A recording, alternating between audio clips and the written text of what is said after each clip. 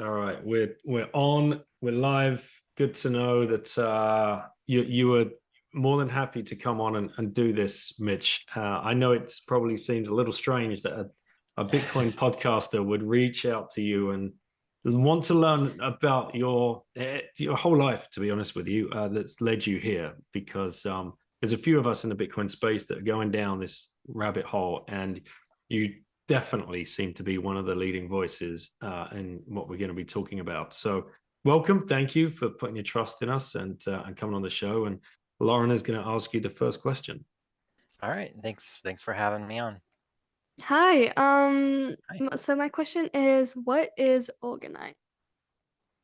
Orgonite. Okay, so to understand orgonite, it comes from the word orgone, which is it is basically theorized energy field or type of energy like chi or prana. Different cultures call it chi, prana, tachyon.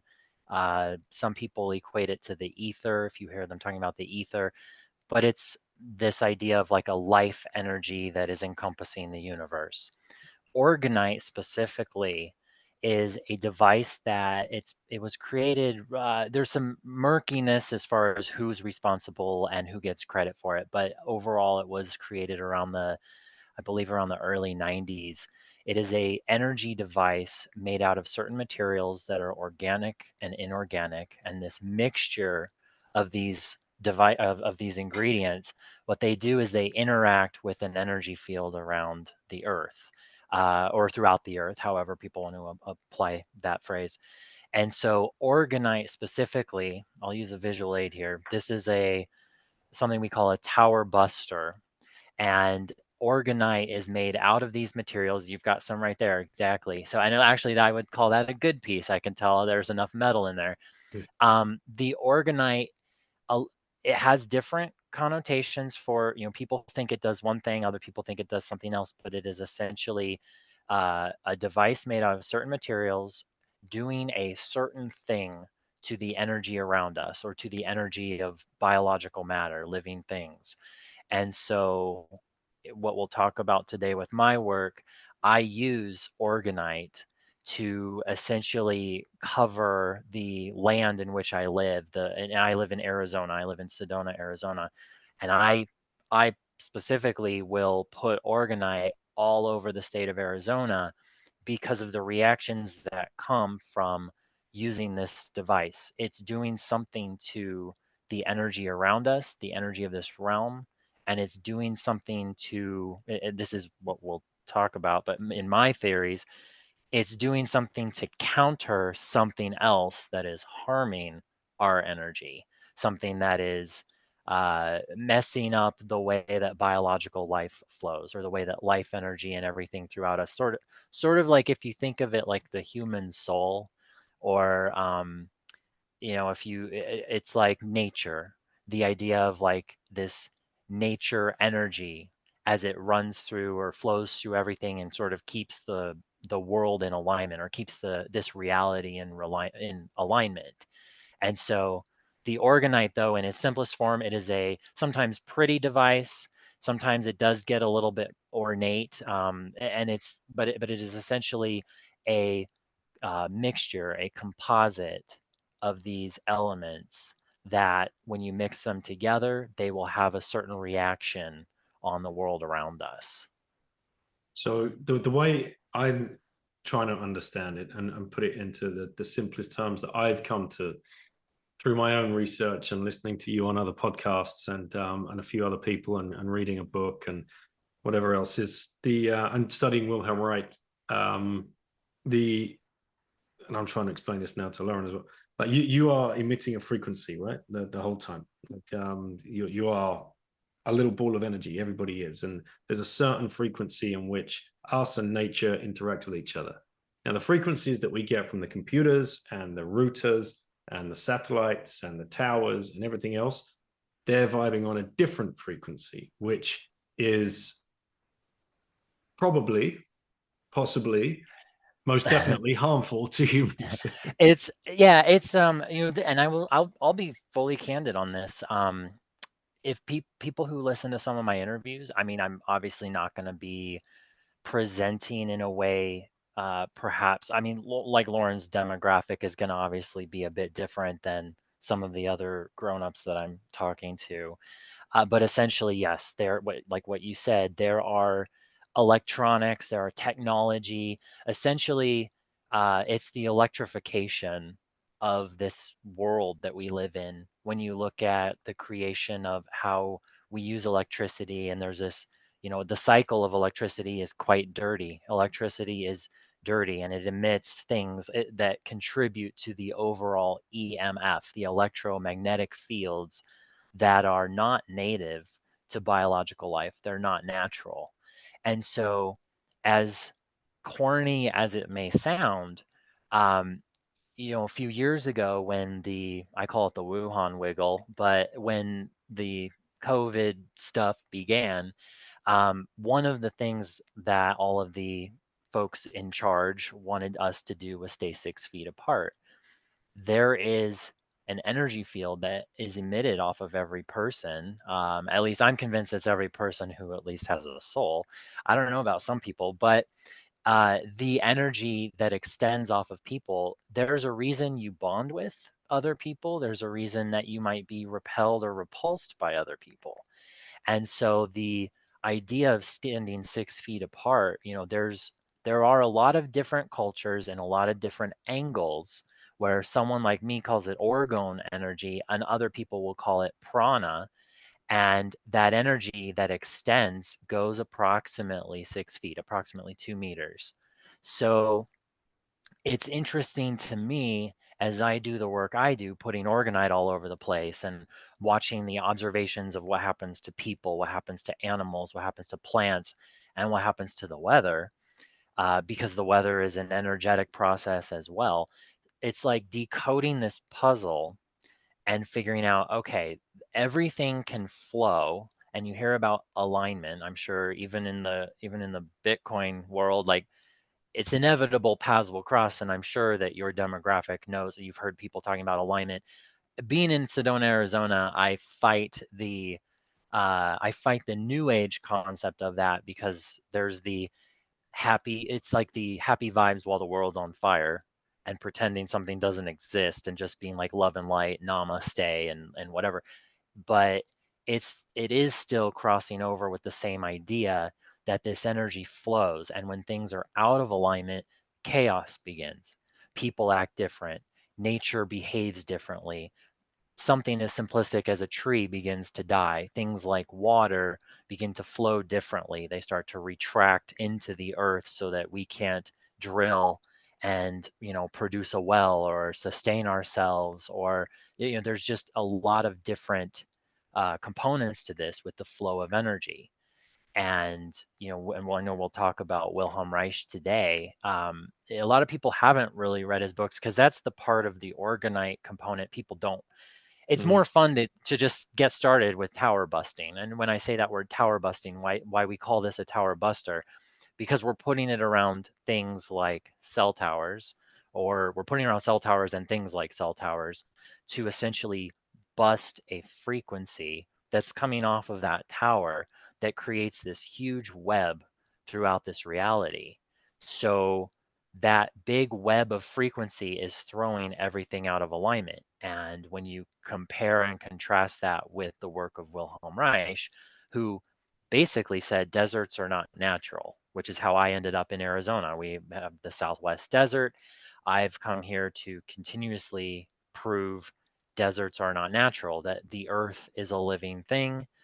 The earth would not kill itself. So when you see things like desertification and you see the forest dying, or you see droughts, or all this chaotic weather, um, there's a reason for that. And it has to do down to the base level. It has to do with everything in this realm and have its energy being thrown off.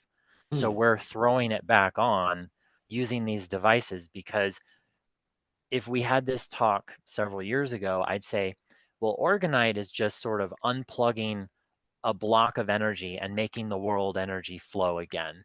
Or I would say I was set on what I thought. You put the orgonite around a cell tower, you put it around EMF sources, you put it around smart meters and things like that, and you break up a frequency, and then that's that, end of subject.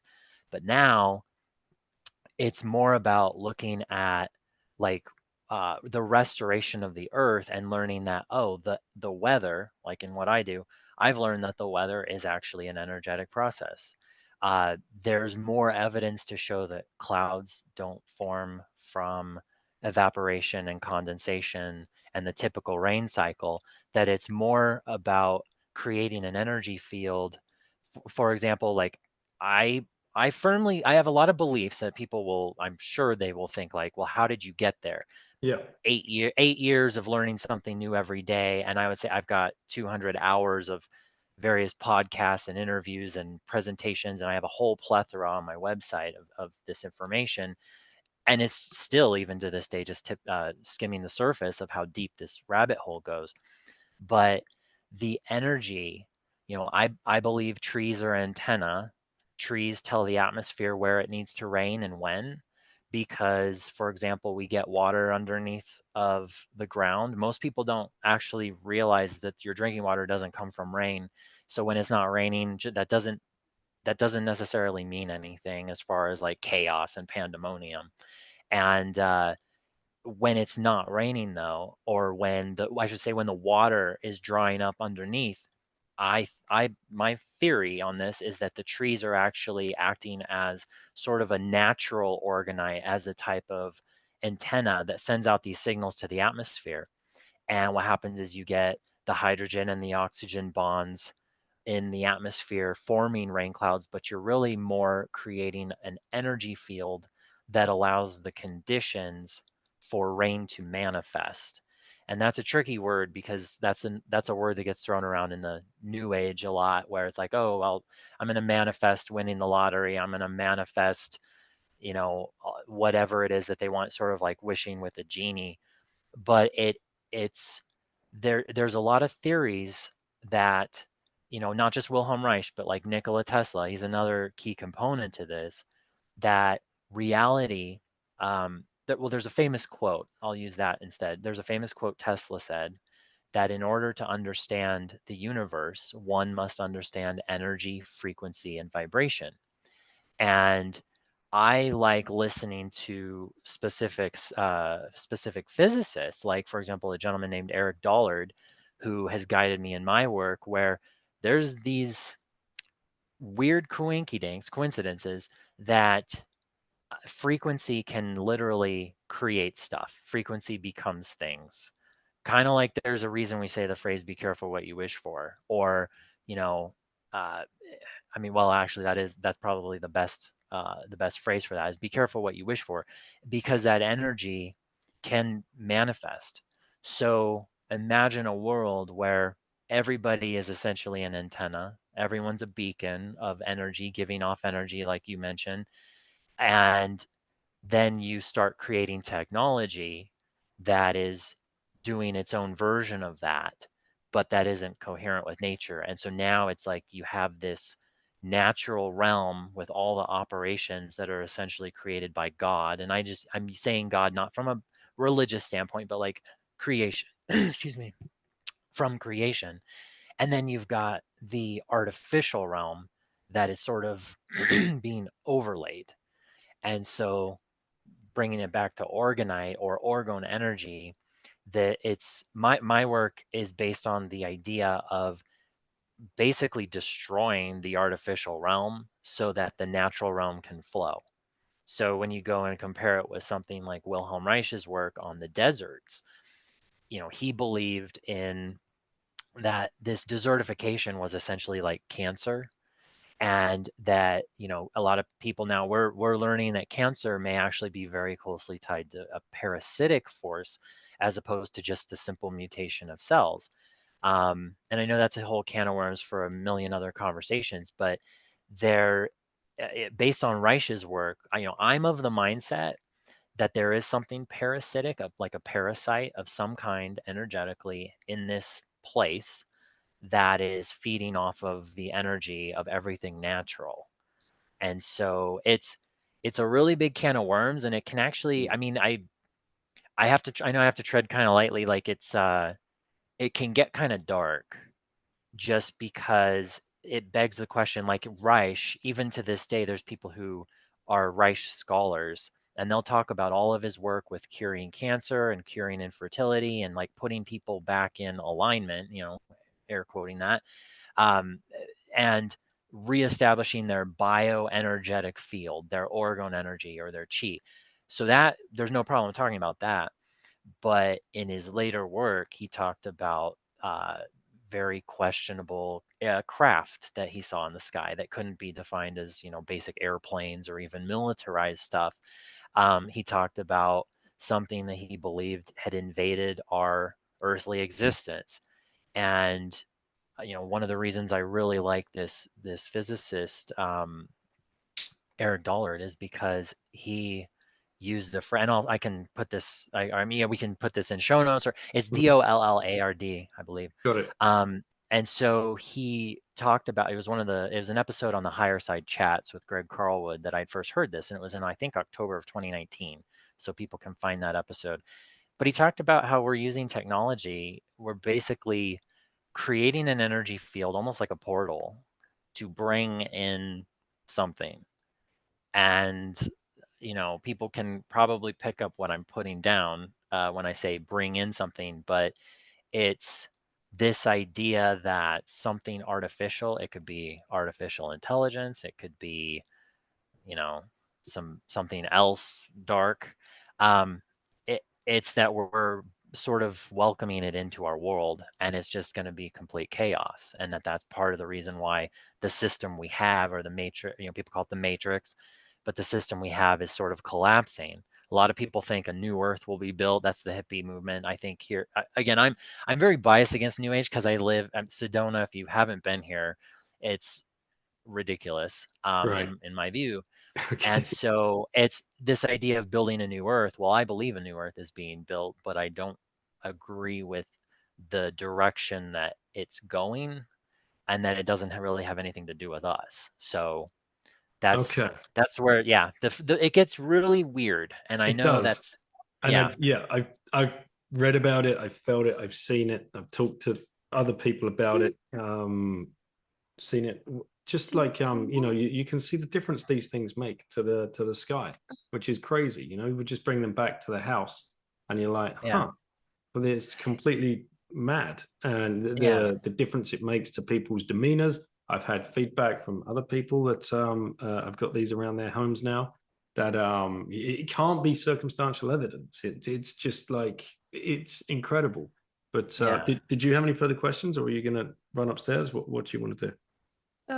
I don't have any further questions, so No, I'm All right. you can hang, you gonna can go do home. whatever you like. But we're going to geek out on this stuff. If Alrighty. on a simple level with the Orgonite, just because you kind of triggered this thought. If you didn't want to go any further on what this stuff is and what it does, put Orgonite around your water, stick it in the freezer with like Orgonite underneath, and you're going to, when we'll talk, you and I will talk about this throughout the conversation, you'll structure the water. And people might be wondering, well, what does structuring mean? Well, there's a whole can of worms with the destructuring of water that we essentially, most of the water we drink is what you would call dead water. Mm, That there is a consciousness to water. It has a memory, like almost like a computer chip, or maybe it's better to say it has a soul of its own. Um, so you can put it around water, and you can stick it in the freezer, and you can actually get these. It'll freeze the vortex of that energy field that passes through the water and crystallizes it. And if you go and you compare that to the work of people like his name Masaru Emoto, he is a Japanese physicist who studied basically the structure of water. And there's a documentary called Secret of Water. And I believe it's based on his book, The Secrets of Water. But that you can structure this water, and you can get these weird, very bizarre vortex patterns in your water.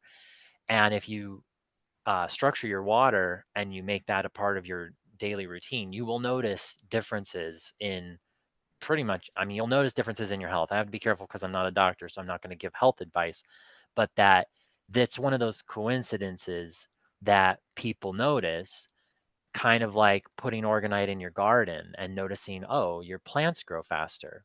You get bigger yields on the fruits or flowers.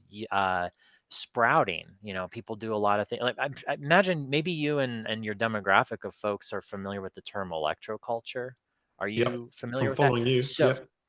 okay, so the electroculture stuff, putting antenna in your garden, you're harnessing magnetic fields, you're reestablishing the bioenergetic rhythm of life that has been messed up from bad frequencies and Wi-Fi and smart meters and all of that.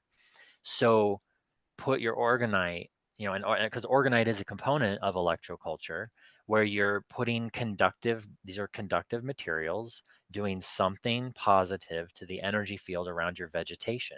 So you end up with plants that grow faster or they grow thicker, they grow, they'll sprout. The percentage of sprouts. I mean, I use Orgonite and electroculture when I'm sprouting because you find that it increases the success rate of that as well. I know if you have a cat, because I think cats are an anomaly in and of themselves, but like they are sensitive to certain frequencies. There's a reason cats tweak out. They see things we clearly don't. They sense things probably on, what we call an etheric level, or if there is a fourth dimension beyond this 3D that we can see with our senses. Cats, for some reason, love Orgonite. I don't know why, but everyone I know who has a cat, like these are doing what I do, and I've done this for about 8 years now. I mean, I get email after email after email, day after day, and I hear people's life stories, and they tell me all the results. They tell me their situation, their grievances, and it's like I get to put this picture together in like what I call my little black book. Like, okay, this happens. People have more vivid dreaming. Well, let's analyze why. Why would putting Orgonite around your, like I always tell people, put it near a nightstand, a dresser, put it around where you sleep. And they're like, well, now I'm having those like Peter Pan dreams I used to have as a kid. And I'm like, I've wondered over the years, probably when I was Lauren's age, I think I might have still been having those, but sort of tapered off around that time. Well, why? I don't know exactly, but I wonder, or I theorize that if we're being continually zapped by the cell tower down the street and this, we're in a bubble, we're in an EMF soup that's not natural to our circadian rhythm, it's not natural to our aura, it's not natural to our brain waves, then we're not hitting the sleep cycles we're supposed to. And it gets deeper on a consciousness level where, I'm sure you've probably heard the phrase people talk about getting downloads. Maybe they sun gaze and they feel like they're getting sort of like cosmic, they call it cosmic downloads. Creativity, I think, is a cosmic download. Like, why do you have a really creative idea? I mean, I would imagine, like, I was a kind of a go-getter in school, and I always felt like I working on a project and you end up doing something you're really proud of and that's really creative, and your classmates are either jealous or your teachers are proud of you, whatever. But it's like, well, where did that idea come from? And it's essentially it's the idea that it's a download from a higher source of some kind, and that those who are in touch with their they have an alignment, that are in alignment with their energy field, and that they're basically connected to their full awareness, full consciousness, they're going to get those downloads. They're going to be a creative person. They're going to be healthy both physically, mentally, and spiritually. So um, I'm trying to think of where I got off on the tangent of, oh, the dreams.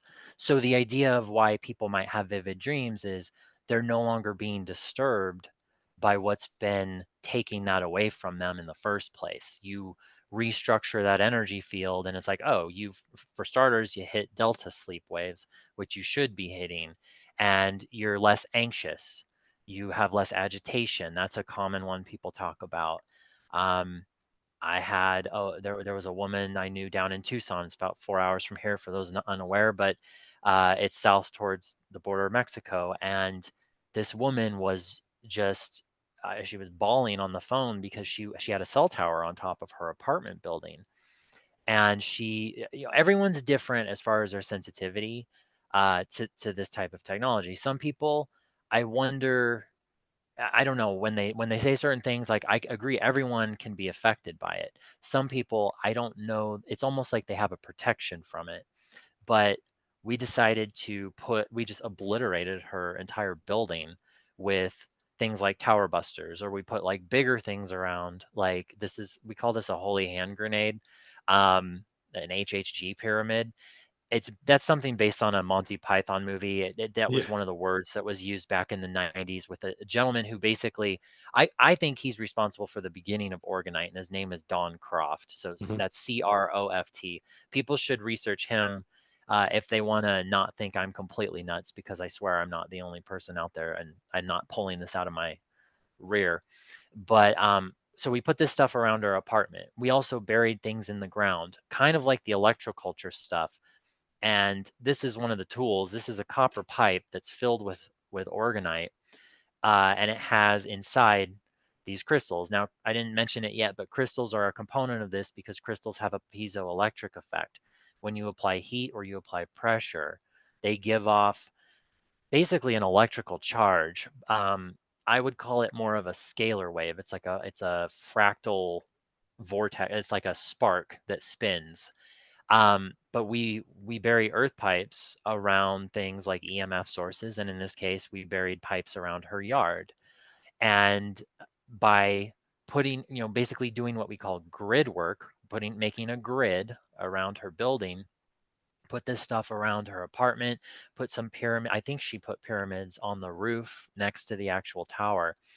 And I'm going off of her words that all of the problems she had with her body they subsided, they ceased. And like, she said she hadn't slept in like 3 years, which I know is hyperbole, but hadn't had like a good night's sleep, couldn't I mean, things with everything, with her brain to her heart to her digestion to her agitation, her stress levels, um and nightmares. So it's like those types of things go into that little black book, along with the sleep, along with the plants and the successful gardening everybody seems to have. Or like you mentioned, you said something about, I think you said something about people around you. Is that right? Did you Yeah. say Yeah, that's the feedback I've had. People seem just calmer and happier and calmer and happy? See, and when I started doing this, when I started playing around with Orgonite, I was living in Chicago.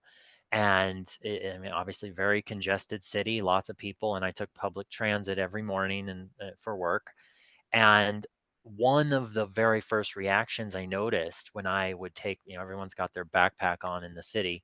And so mine was filled with Orgonite, and I put it around my office. I worked in the Loop, the Chicago Loop, there's a lot of crazy stuff down there as far as like energy, what I call energy or portals, or tower structures, like very low vibrational or low energy, prisons, government, Federal Reserve, everything's down in this circuit. And so as I would begin taking this stuff downtown, I'd be going through on the CTA or the transit, the subway underground, uh, people around me. It was just a weird observation, but I was like, you spend years side by side with these people. You all have the same schedules. You never say a word to each other. No Mhm. one looks up. No one, it's like you just, you're like, it's all like what we call NPCs, I guess. People began paying attention. People smiled. It was just interesting, even if it was somebody who just be like, hey, do you want to sit here? Or like, just the way people behaved was very peculiar. But I also noticed on the opposite side of the spectrum that all the people in my immediate life who were miserable, that actually was heightened as well. And as I was studying Reich, and I was looking at Don and Carol Croft's work and George Ritschl's work, these are people we can go through, of course, too. But I was comparing people who've been doing this since like the late 90s, early 2000s, with tower busting. And there was sort of this general consensus that putting Orgonite around negative people who might be influenced, like if they're out of alignment, maybe they have there's a parasite attached to them. Maybe there's something else, and its frequency is sort of controlling them, kind of like a drug. So it's like we thought maybe putting the orgonite around them, when you change that energy field, you're essentially cutting off the drug. So you end up having withdrawal symptoms, or because people would behave kind of like they were coming down off of some kind of drug, um, and all of those withdrawal symptoms that come with it. And so that was one of the things that kind of like that goes in the book as well. It's like, what are these consistencies? Because if we talked about this subject 6, 7 years ago, I thought I didn't really know that there was so much more to it other than just frequencies were messing us up. Put the orgonite around the things giving off those frequencies, fix the frequency, and you're good. And now it's like there's there's a really extreme effort to enhance the frequency bubble around us, that it's more important than ever, at least in my book, it's more important than ever to be putting this stuff around everywhere you can, and then comparing, like I look at, if you, Lauren, I would imagine maybe, do you go to school, public school, or I, No. are you home, No, are you homeschool? Good yeah. for you.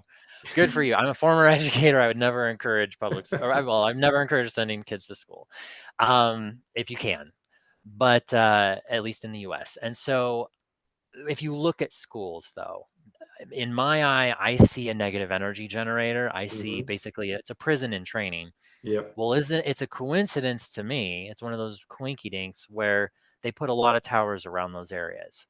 I look at hospitals, and those where they're just buildings of death, and they're negative energy generators. And I find it interesting that they are just giant cell towers at this point. And I have a friend I recently met who was an RN, and I was like, do you guys don't use clipboards anymore, do you? It's like, no, every patient, every person, if you're in that building, you've got a newfangled, iPad 54, whatever it is now, and everyone, you're just surrounded by, basically radiology. And so they put towers around those areas. And I'm like, well, that's an interesting coincidence. They put towers on prisons. They put towers around, and one of the kickers, like factory farms. And I thought, well, that's interesting because factory farms, I would imagine that animals being sentient, they produce a lot of negative energy. And I would imagine they also have a bioelectrical aura, similar, like in the same sense that we do. So people look at things like, oh, it's about money and the farming and all of that. They just want to make money and they don't care and they're greedy and whatever. And I'm over here trying to reverse engineer the concept. Why would they do this? Hmm. And I'm thinking, oh, I think there's something like that parasitic thing I told you about that is trying to manifest or manufacture all of this negative energy. And they use these tools to do it. And I know it sounds it can sound very far-fetched to a lot of people. I would say look at why they're putting 5G in cemeteries now. And What? I'm pretty sure you're not going to need, I mean, that's the thing, is when I started doing this, until like 2012 to 2016, I wasn't very aware. I used to be a very bleeding heart leftist. I was an Obama supporter and I was into politics and all that stuff. And I was very controlled. But as I got closer to 2016 and I started noticing problems with the weather and got into this hockey puck, because it looks essentially like a little hockey puck, um, I started noticing how many towers there were in the Mm. world. And I thought, now this is really interesting because they were everywhere around me. And I thought, how do you not know this? How did you not notice this? Kind of in the same way you tell someone about the last 4 years who's completely on board with everything. And it's like, how do you not notice that this is so calculated and orchestrated and artificial, essentially? And I'm not saying something doesn't exist or does exist. I'm saying the process. I mean, I think most, your demographic, my demographic, and everyone around and in between and inside and out, we can agree that the last 4 years were not good and there were intentional efforts against humanity to do all of these different things. So that's where I come in and look at, like, how is this universe working? And there's something bigger going on than just this physical realm. And, I would imagine, a lot of people are familiar with the term CERN, CERN. I don't know if Yeah. you are. Okay. So, you'll hear every once in a while, every 6 months. I think it was during the eclipse this last in April. Everybody's like, oh, they're going to fire up CERN again. And then your conspiracies start running crazy where people are like, oh, they're going to open this demon portal and they're going to, and I'm not saying anyone is right or wrong, but I am saying there is a there that is incredibly bizarre because when you look at things like the media and the movies and the rituals, there, like Hollywood here in states, like there is it's like why all these rituals? Why all these weird coincidences? Why does the Mandela effect, does it exist, and why do people even talk about it? Has the fabric of our reality been broken apart or rewritten? Did they really change the Berenstain Bears books, or did they really change what Darth Vader said? And if they did, how did they do that? And so you What get into, rituals did? Sorry to interject. no, And please you, do. you can say goodbye if you want. But Yeah, I just want to say something real quickly. When I was Of in a course. class, it was a debate class, and this girl was like, "Oh yeah, can we debate on how like 5G towers are bad and stuff?" And this was before you even right, okay. came So one in. of your online classes was debate, and she wanted to throw the subject out there of whether 5G towers were good or bad.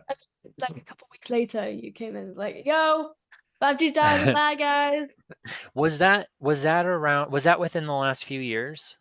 It was Yeah, like a couple months ago. yeah. This is all Oh, pretty. okay. And was that a student or a teacher who introduced Student. that? A student. Okay.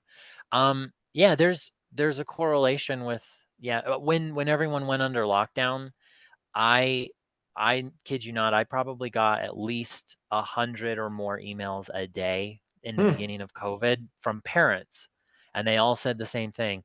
They just put up a tower on my kid's school. They just put up a tower on my kid's school. It was like really interesting that, the world shuts down, Are but kids allowed to there access Wi-Fi in school? Yeah, I'm guessing so since in phones. Don't yeah, know. I mean, it depends. I think in private schools, you have the freedom to be more Mm. strict with certain things. You can't police, they try to, but you can't police the kids out of everyone is basically born with a cell phone in their pocket now at Hmm. this point. Hmm. And I got out of the profession early because I knew years ago, and this was before I was even aware of anything. I just knew years ago it was like the foundation of the educational system. There wasn't one around here. It was a joke. And the happy feels that came with, for me at least, the happy feelings that came with being a teacher and making a difference. I was like, these kids, there's nothing you can do, the things they get away with, but they all walk around, they all have their phones.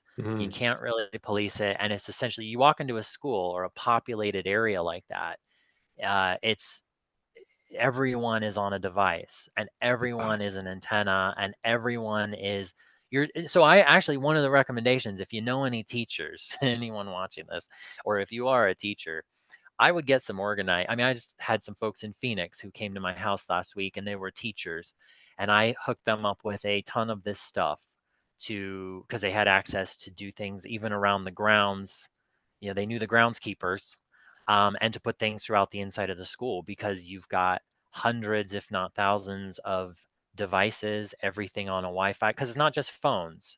You've Mm. got your watches and your iPads and even just the electrical. I mean, like I said, dirty electricity is part of this frequency bubble. So yeah, if you know anybody in schools, that's good. But it's interesting. So did anybody actually debate webate whether they were good or Did bad, that or debate did you go not? ahead? Yeah, it did. It went ahead. I don't really remember what I said about it. It triggers so many people, which I find quite odd. Like, Hmm. why is it just like a knee-jerk reaction?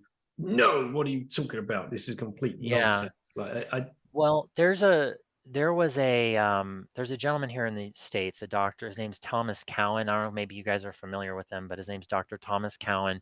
And he was one of the first people that I came across at the beginning of COVID. And he talked about how every time there's been an increase in the electrification of the planet, basically, or the atmosphere, meaning like 5G, for example, there is a correlation to the world population getting sick. And it's interesting because if you look back at when 4G came out, we were dealing with something called the swine flu. And when 3G came out, we were dealing with something called SARS. And if you go way, way back, even when you look at, I think it was the creation of the telegraph. I'm trying to remember when the Spanish flu was. Was that the early 1900s? In Like 1918, wasn't it? I 1908? think it was just after the First Okay, World so there's the coincidence pile. It's like these are the things where it's like, oh, how interesting that, and now I hear them talking about 6G. Now I don't believe I think the frequency, I call it the frequency fence. This is just a big fence.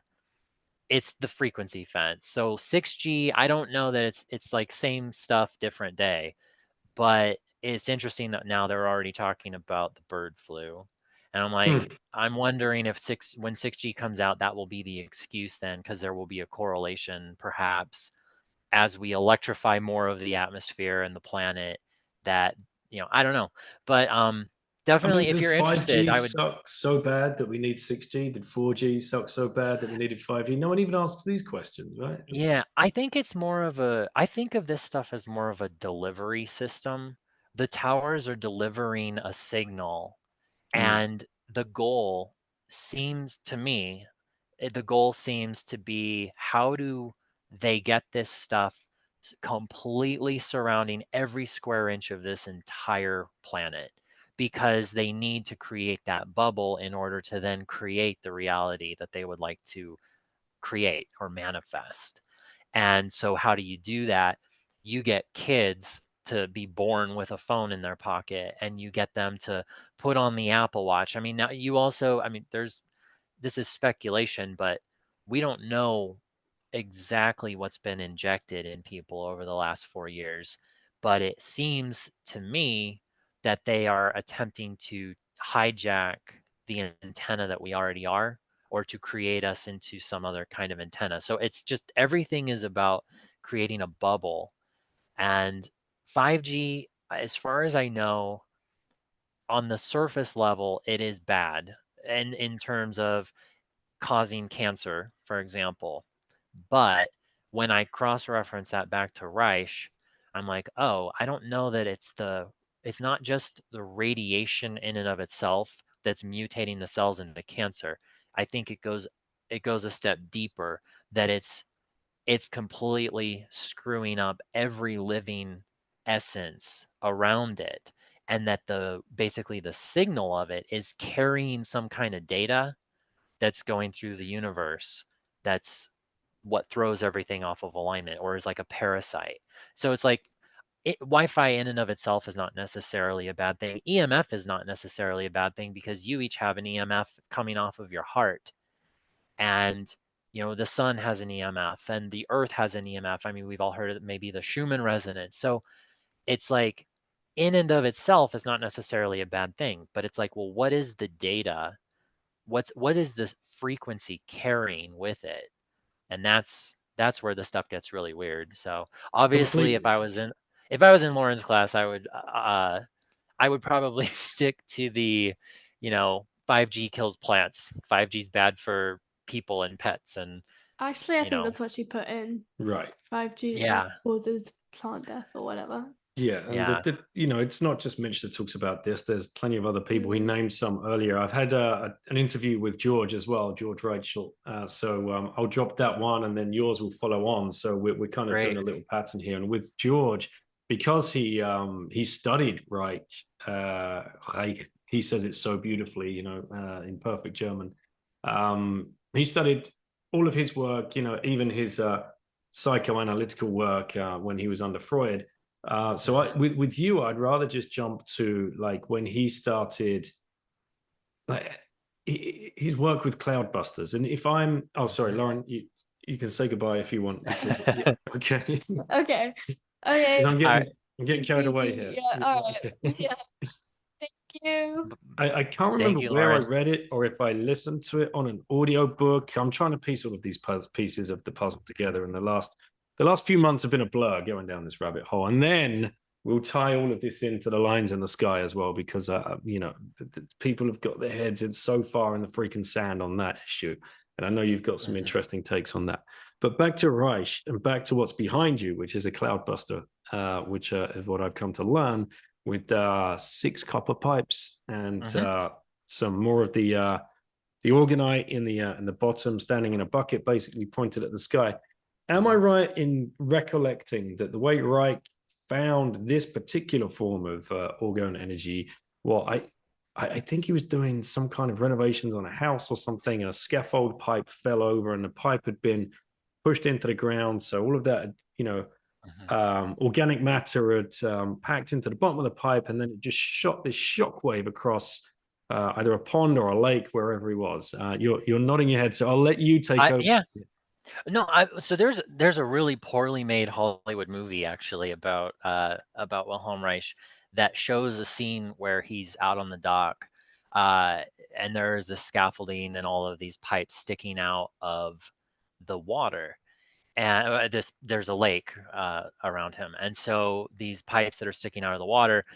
Now, for someone who's already been using a cloudbuster, they would know that what that movie is insinuating, those pipes are grounded. And Reich, if you read, it's the book Contact with Space that he talks primarily about the cloudbuster. And these technically, I know George and I would probably, I call them cloudbusters now because it's easier.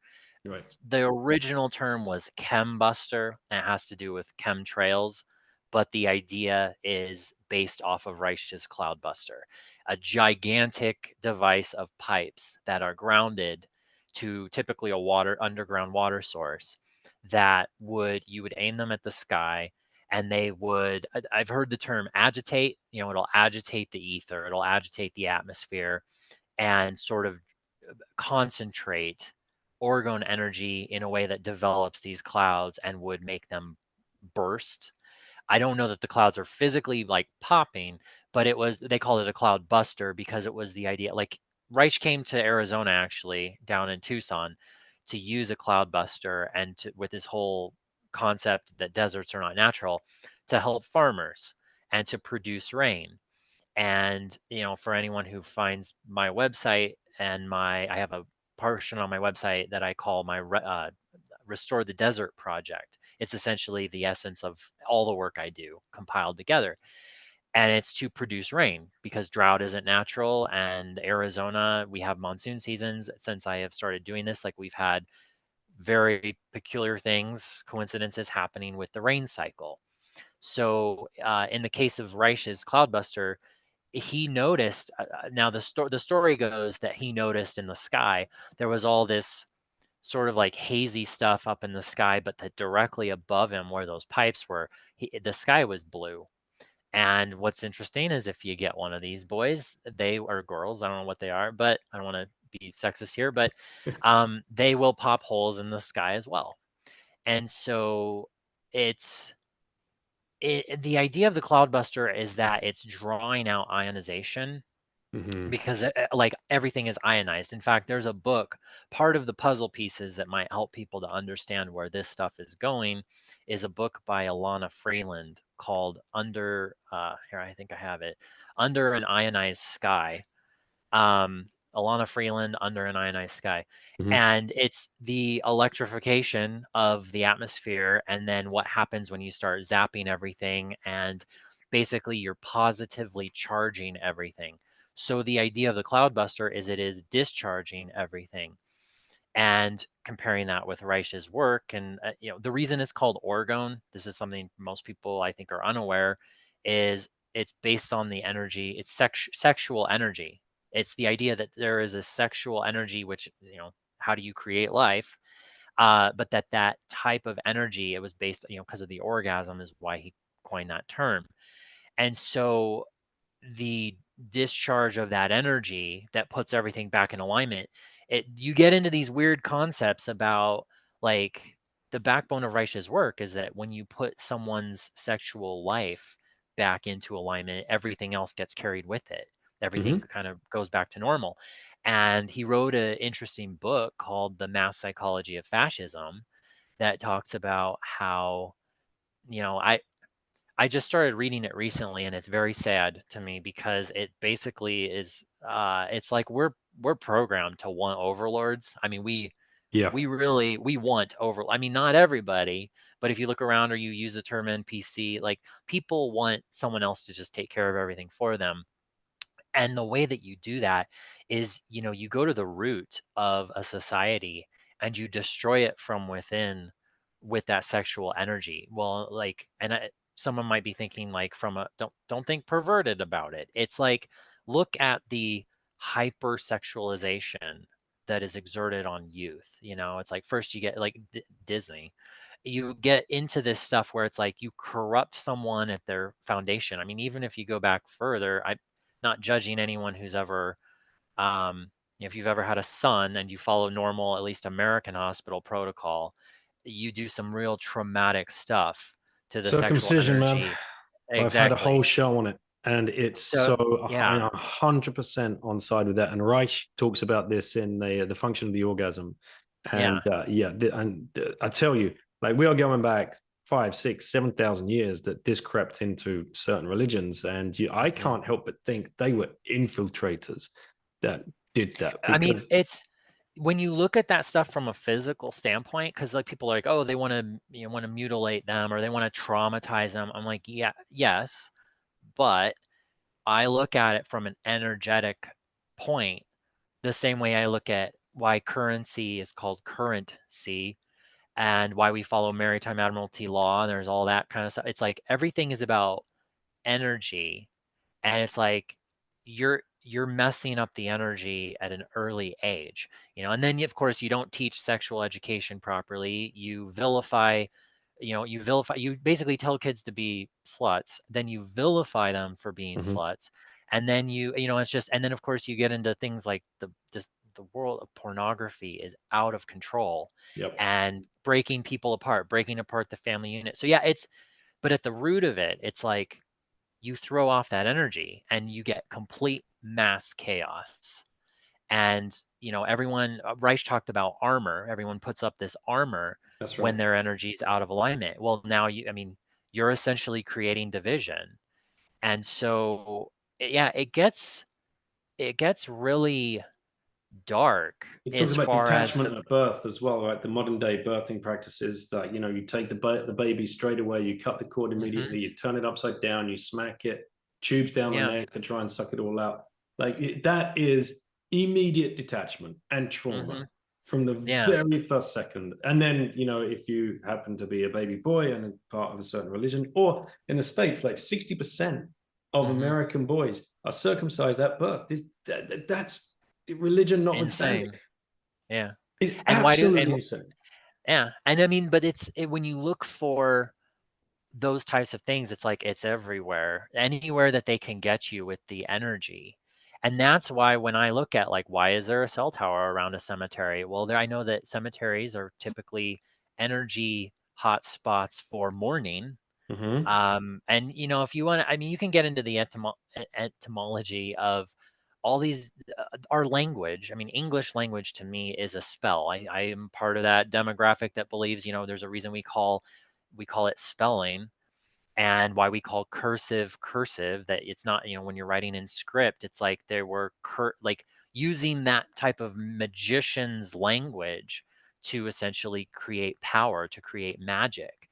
And you get into all these really bizarre coincidences where it's like, when we talk about currency, I look at towers and their placement to water sources and what's happening in rivers and lakes. And I'll tell people on an Orgonite perspective, like people who live on water, who have wells or springs, I will tell them, like more than anyone, if you get earth pipes and bury them in the ground around all of that water, for the same reason that they put cell towers around those water sources.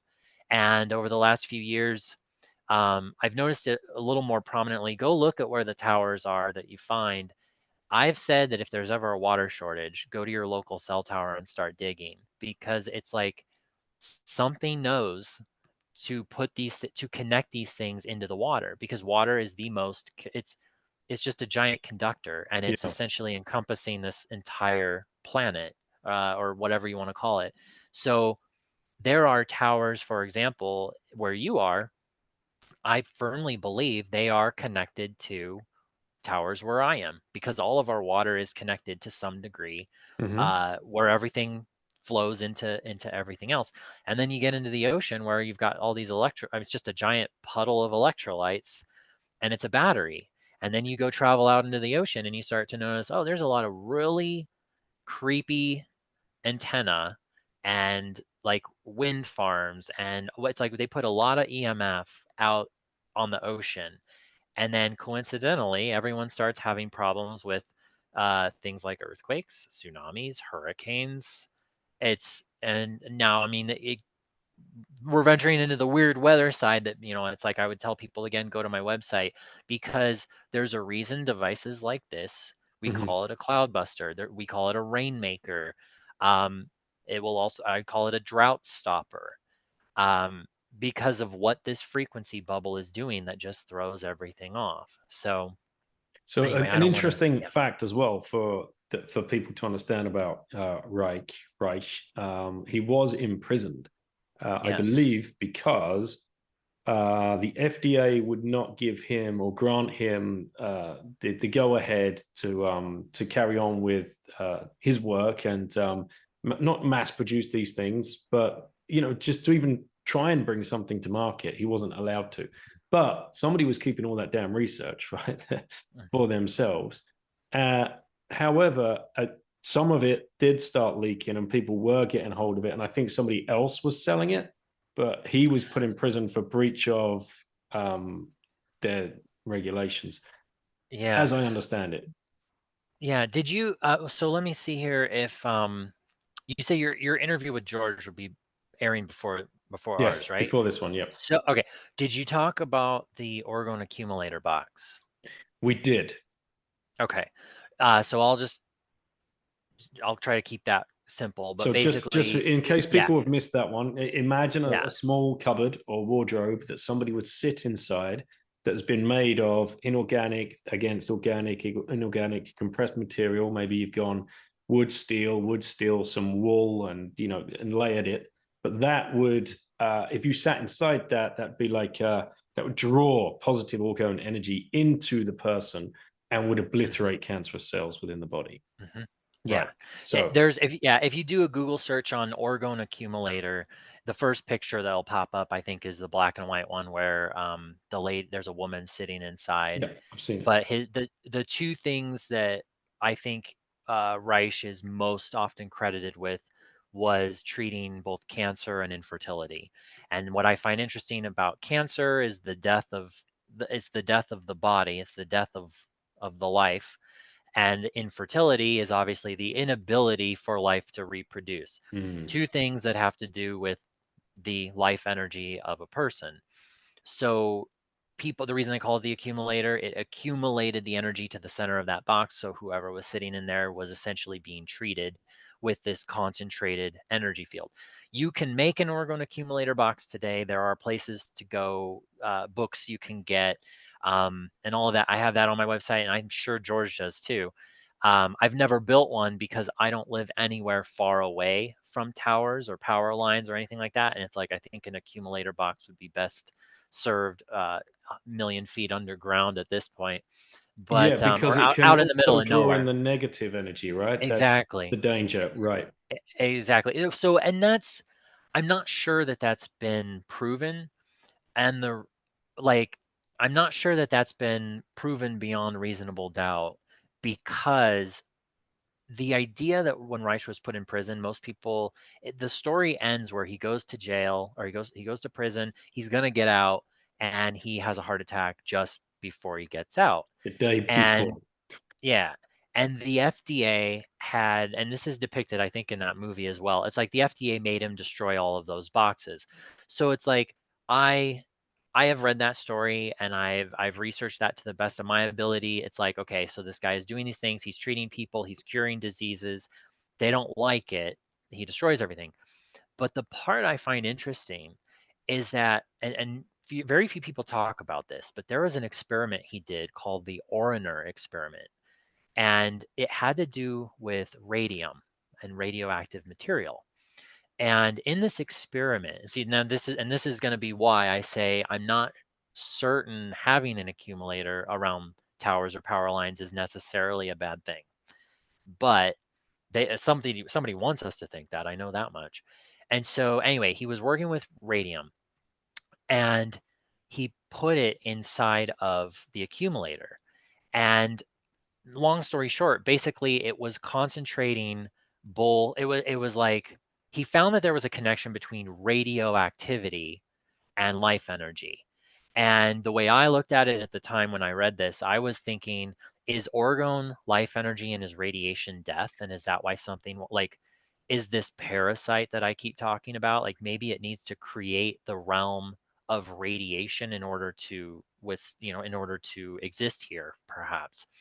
And then I thought, so in his experiment, I don't know if it was his daughter or if it was one of his colleagues who had like opened up the accumulator box and was like, there was it sort of like blue, it was concentrated, such a heavy concentration of energy inside the box that it was like unstable and dangerous to be around, or so they assumed. And it was concentrating the radioactivity.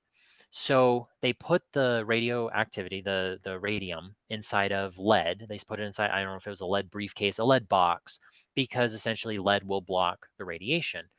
Well, the idea with orgone is that it passes through everything and there's not really a barrier for it.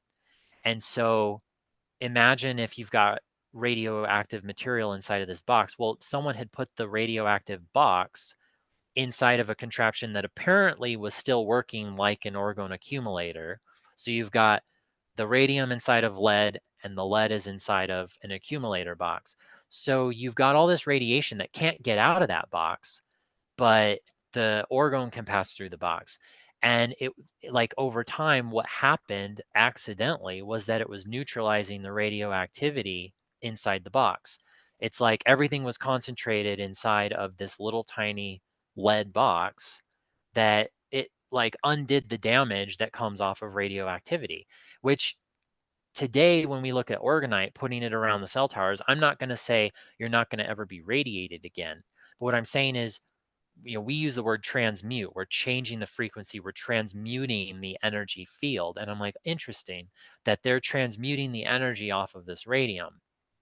And eventually, I think the reason he truly went to prison was that the military, this was, I think, during the Korean War, the military got involved because there was all this nuclear research going on. And Reich, this is my opinion, because no one will talk about it, I think he accidentally figured out this connection between life energy and radiation or radioactive material, that one could be used to agitate the other and vice versa.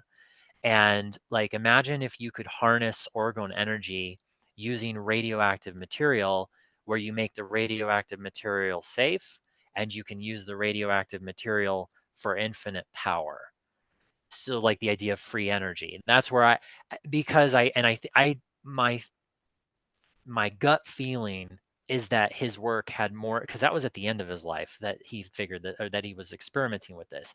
And I think like the FDA stuff and the boxes and all of that, having to destroy everything and burn his books, is almost like the romanticized idea that we're allowed to know about, because then we're fixated on that and we forget like, oh, this is, because I feel like over time, I've learned that anyone who seems to get anywhere near free energy, they all that's like the one thing where someone will disappear, Yep. or they're just no longer in this reality. I don't even know what that means, even as I Tesla say too, it. right? It's like their story comes to an end. Yeah. And so, and I find it interesting that even in the modern day, there are people who I would call Reich scholars, that they are the go-to for all things having to do with the accumulator, to do with the cloudbuster, and to do with more of the life energy, not the chemtrails and the geoengineering and that kind of stuff, and definitely not the parasites or the possible like aliens or outer worldly stuff. but specifically the Reich research on energy, the sexuality, the more of the fascism, and like our biological life. But I find it interesting they always skim over all the really juicy bits that are far more bizarre and that have been completely unexplained. And I do wonder why some access of information is so much easier than others. I do think that he may have stumbled on the idea of one type of free energy Hmm. and also how to neutralize radioactivity.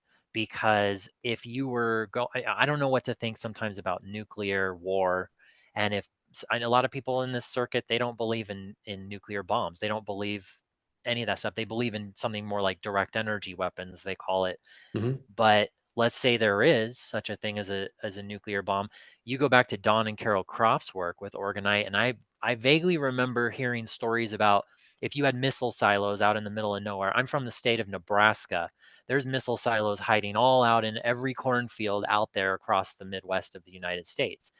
I don't know if they were filled with missiles and they were going to be launched anywhere, or if they were just for scaring people to produce energy. But there was talk like, oh, you should be, gifting your orgonite and earth pipes and things like that around those areas to neutralize any potential radioactivity.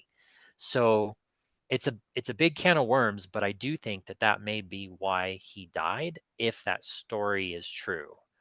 So, because I always wonder about people. You hear about Tesla dying alone in a hotel, and Edison stole his patents, but there are also stories and some very light evidence that he sold a lot of his patents.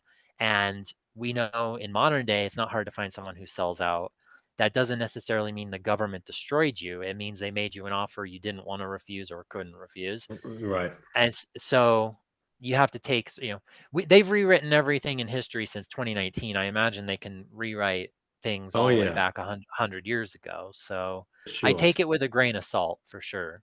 So you decided to move away from Chicago and go down to Arizona and kind of like pick up where Reich left off, and experiment with this idea of healing the desert, and Hmm. at the same time busting towers. So I just want to make sure that people listening understand that they can do this very, very easily themselves. Like these Hmm. hockey puck type things, they're available on your website. They're available on George's website. There's even a different one in the UK, Orgone Donors UK, I think. And you can just pick yourself up 5 to 10 of these things. For those listening, George's site even accepts Bitcoin. So there's no excuse for the Bitcoiners listening to this one. And the place in the UK as well, in fact. And then go find your towers and just place them underneath the towers. That's it. You walk up, get as close to it as you can, place one underneath it, and walk away. Do that around your town, and then just watch over the next week or two what is Yeah. happening to the skies, to the clouds, and then let's actually bring it to the lines in the sky, because we are getting hammered in Europe like nothing Hmm. I've seen. No, I was knocked down this rabbit hole 2 years ago. And it's funny when you talk to people, it's like, oh, do you remember the weather during COVID? They're like, yeah, it was amazing. The most intense blue skies you've ever seen. Like, yeah. Look up now. Like, what do you see? Oh, yeah, it's just air traffic again. All the flight, the planes, it's just pollution. Like the people's level of cope of Hmm. it's just infuriating. It's just water vapor and ice crystals, all of the silly stuff that people are tricking themselves into believing. But when you see the grid patterns in the sky, and you're like, Hmm. and then it just hangs for the next 8 hours and slowly spreads, and then before you know it, you're just under this milky non-cloud cloud. And Hmm. people here in Southwest France, they're like, my God, is the summer ever going to start? You're like, guys, it's been raining since October. You're still not asking questions. 1st of July. Hmm. You get a week off maybe every now and then, but then it's gone again and it's back. So, Yeah. what's going on there? Because, it's again, you say the word chemtrail, which has been planted for us Hmm. for you to be cancelled as a complete and utter tinfoil wearing hat nonsense person. Um, yeah, what in your view is going on? And this isn't, I mean, this isn't a new thing either. And then you mix that in with cloud seeding and goodness knows what else. That Yeah. comes under the geoengineering banner of solar radiation modification, and it's just so much. So I'll let you riff now. Yeah, yeah. So this is a very I can get a little emotional on the subject because the idea of why they're doing what they're doing has been ramped up exponentially over in recent years. I think the next big thing is actually not a disease, it's going to be the climate. Um, I've been saying for several years, and I'm not trying, there's no way to say it without certain people saying, "Oh, you're being an alarmist." And I'm like, the signs are there. Just look. It's like if you're in denial about it, then I just have to move on to someone else who's willing to accept what's happening. Uh, this entity of whatever it is that controls these mechanisms is going to convince the entire world to enslave itself deeper and deeper and deeper, all in the name of climate crisis. And I think in the way that, you know, so there are lines in the sky and we call them chemtrails. Well, I actually think chemtrails is a loaded word, and I still use the word. And when I see something in the sky, it's like, oh, they're spraying today, you know. And then I'm like, well, spraying is a loaded word. I'm at the point in my journey with this that I don't just look at what's happening and what information I have read or encountered and brought to my angle of this, but also why was that angle, like all the information I can find, like why is this what's accessible and this over here isn't? Kind of like the Reich thing. Everyone talks about, oh, the FDA, blah blah blah, and I'm like, no, no, no, it's the military hated his nuclear experiments. So I was like, well, wait, I didn't know about that. And it's like, yeah, and I wonder why. So with chemtrails, we hear things like solar radiation management. We hear things like Bill Gates wants to block the sun. We hear about aluminum, barium, and strontium. And I uh I'm gonna I'm gonna promote another episode that would be great for people at this point that are like, well, now Mitch, what do you, I'm gonna say something that's gonna sound weird to a lot of people who do believe in chemtrails, and that is that I no longer subscribe to the idea that it is simply aluminum, barium, and strontium. I no longer subscribe to the idea that it is simply an airplane or a pilot who's spraying this stuff, or when people ask me and say, why would these pilots spray their own families? And I think, what makes you think that there's a pilot in that plane, let alone a human? Why do you think it's a plane? And then they're like, well, wait a minute, pump the brakes. And I'm like, well, go read Wilhelm Reich's work, because I have a feeling that some of the craft that he saw may be what we see.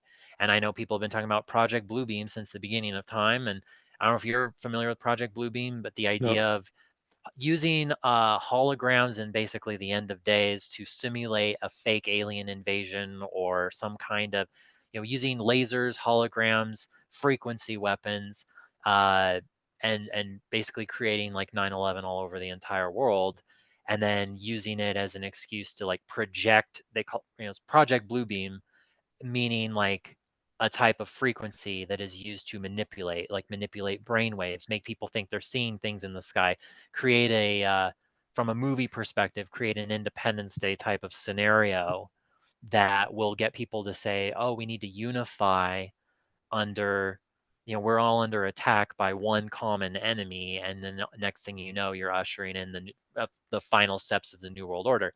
I don't know that it plays out like that, but there is a massive demographic that believes in Project Bluebeam. I think it's something that's used every day. I think some of the stuff we see in the sky is actually holographic, or it is beyond our comprehension as far as technology goes.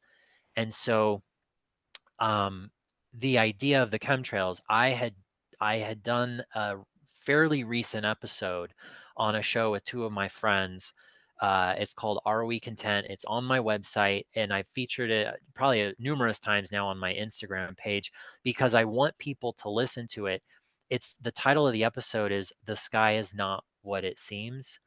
Yeah, I think it's called "The Sky Is Not What It Seems," uh, where we talked about all these theories I had, wondering why when you put up a chembuster or a cloud buster, why the sky behaves differently and why these lines in the sky behave differently. And if you want, I mean, I didn't plan on this, but I did set aside photographs, videos, whatever. If you want, I can definitely share a screen and show you what I mean by this. Hmm. Just that chemtrails will behave completely different. I'm going to go ahead and I'm the worst person in the world. I'm giving the disclaimer, worst person in the world when it comes to using Zoom and sharing and stuff. Um, Okay, so let's see, do you give me access to the screen or how does that work? Yeah, you should If I have wanted to it. show, Yeah, just okay, hit here we share go. screen at the Okay, bottom there. share screen. I'm gonna go ahead and do entire screen and then, okay, chemtrail breakdown. So are you able to see this plane right now? It's gonna start right there. Do you see No, that? it's not shared for some reason. Oh, okay, here, hang on. You might have to click on entire Oh, screen, and there might be another click involved in the process when you might have to click on the okay, window. okay, how's that? Okay. Are you Yep. able to see it now? That is Okay, now so sharing. here is an example Hmm. of when I say like people will hear me say chemtrails will seize and snap apart. Hmm. And so this was a trail going over my house. And this is, of course, after busting lots of towers, putting Orgonite around towers. But you see how that's what happens to chemtrails. And they Mm. start going on the fritz. They kind of look like roller coaster tracks or DNA helixes, but they don't plume.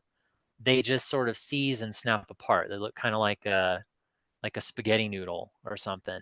And that's right And above your so house. that's right above my house. Yeah. Right. Which to be fair, there's more, I don't mean to sound egotistical, but there is more Orgonite in Sedona, Arizona than Yeah, I anywhere in the don't doubt world it. because of me.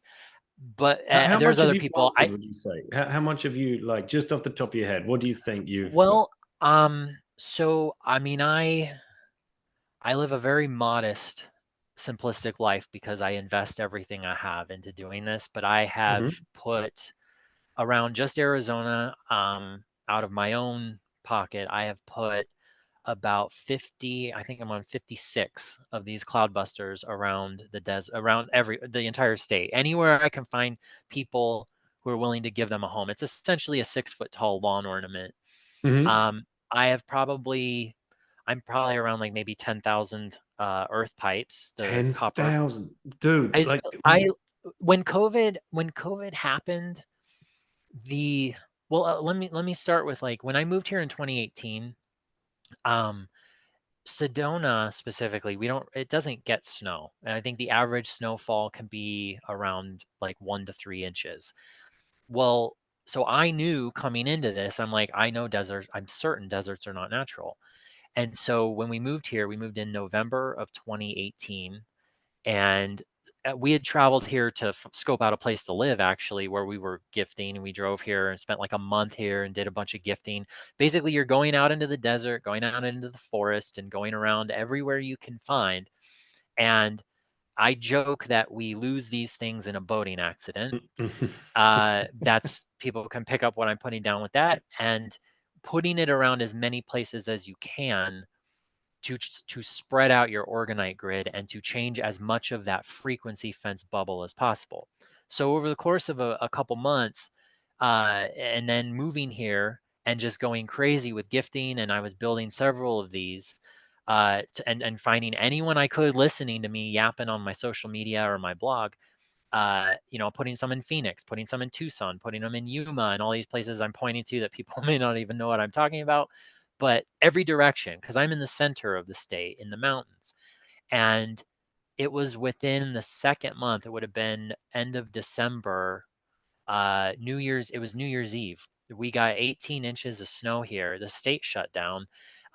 Phoenix had record cold temperatures, and Lake Mead, which is connected to, it's at the northwest corner of Arizona, but it's very prominent in the climate discussion. It's a reservoir, and it produces water for California, Arizona, and I think parts of Nevada. it's also, to me, it's an energy generator and it's connected to the Hoover Dam and some very dark stuff.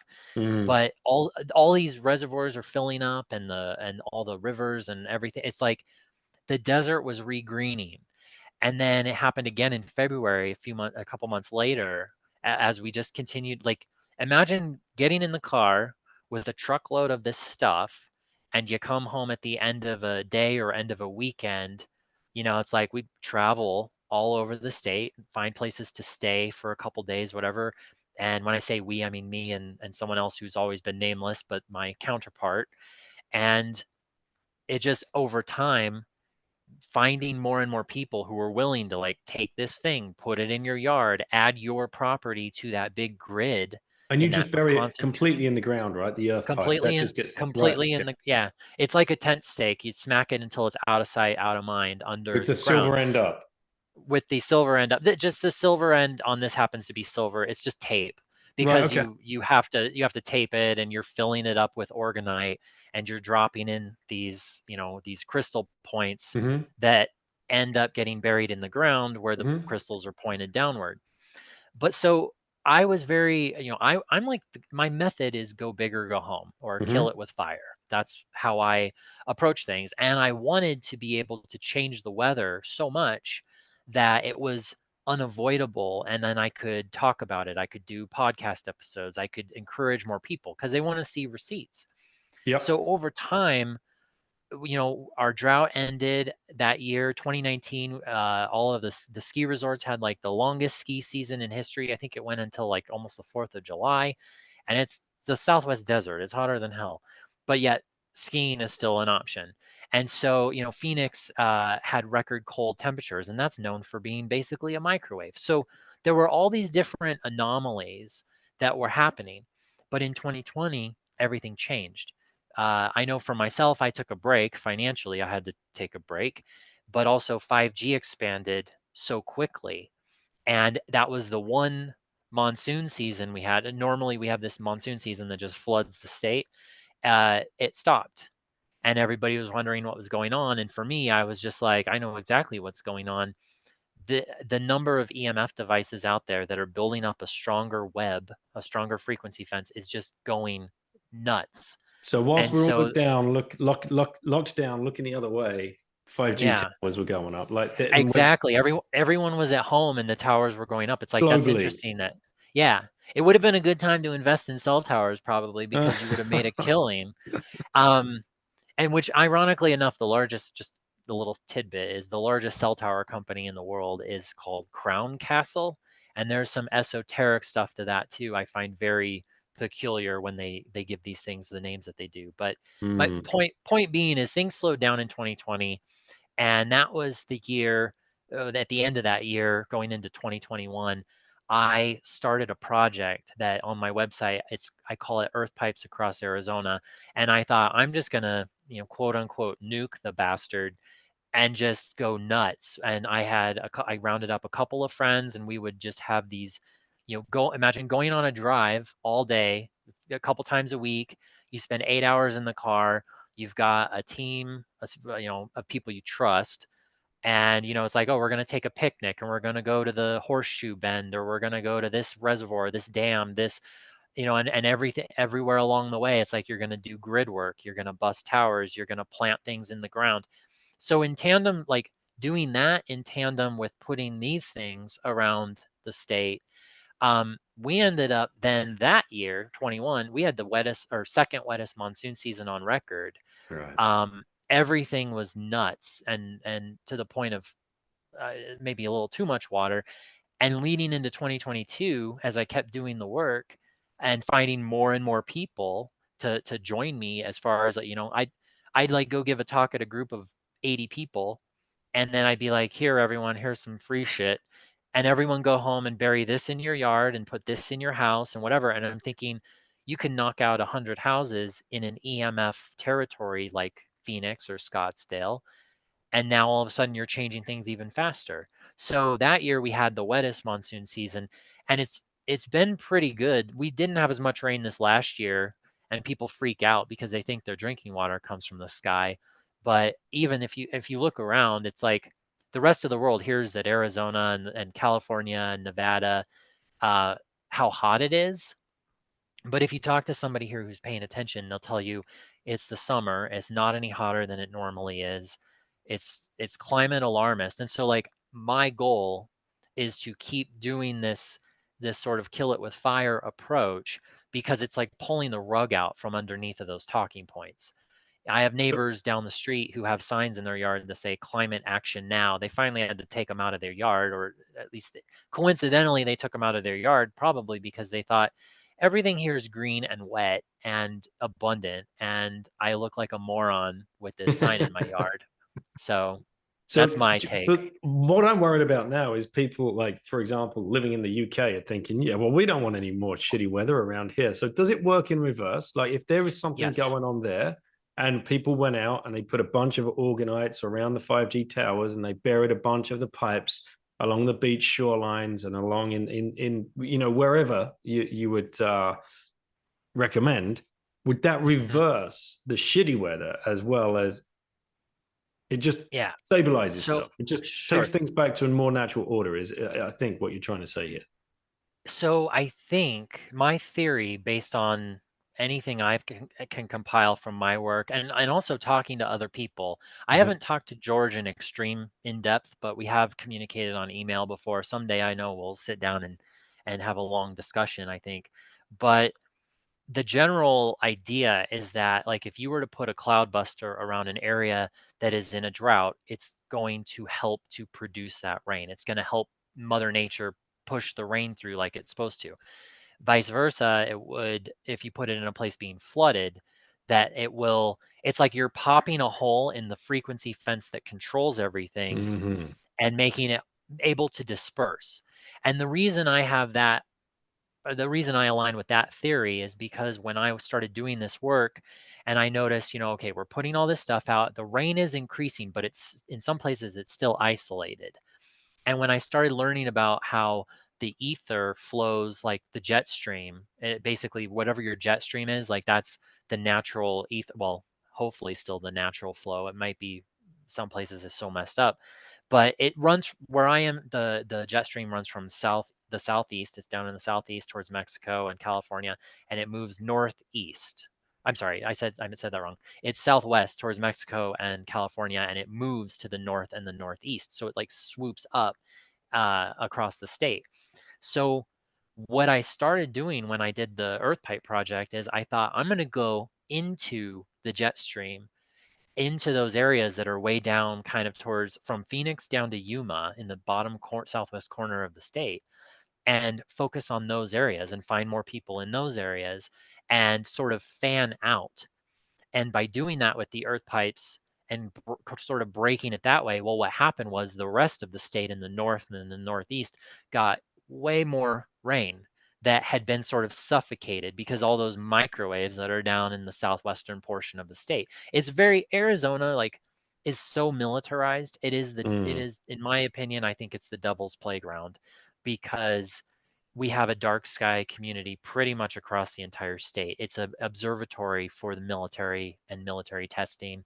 It's the middle of the desert. You can hide all kinds of things. There's underground stuff, and it's just a smorgasbord of conspiracies. And so by going into that turf and breaking down that portion of the frequency fence, it started carrying with it like all of it's like you're opening up the energy. And so with it, you're getting a regreening of the desert. You're getting all of a sudden it's like, oh, we've got quite a bit of pollination happening to get pollinators, the bees, the butterflies, the hummingbirds, all those things. People ask me, where are the bees? I'm like, they're in my yard. And to where, I mean, bees love this stuff, and I don't know why, other than when I hear about them, that bees use frequency for their migratory patterns, and like bumblebees, they fly using an EMF. They hover. They don't actually fly because their wings create a frequency and they float. They Hmm. don't fly from wind power. I'm like, well, Mhm. that's interesting. So when people talk about things falling out of the sky, it's like, what were they blasted with? What kind of frequency threw off their migratory patterns or is making them Mhm. behave differently and throwing them out of alignment? This puts all of that back in alignment.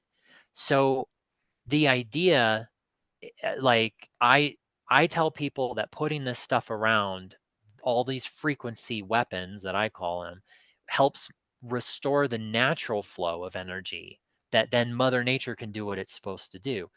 And so when people tell me, like, so in our case, if we get chemtrails, I know they're trying to zap and fry away the rain. They want to take the water from here because the desert is a prime visual aid if they want to scare people and say the earth is dying, and they need they need this place to stay a desert. Mhm. I think this place is actually an ancient rainforest, but that's a whole other can of worms.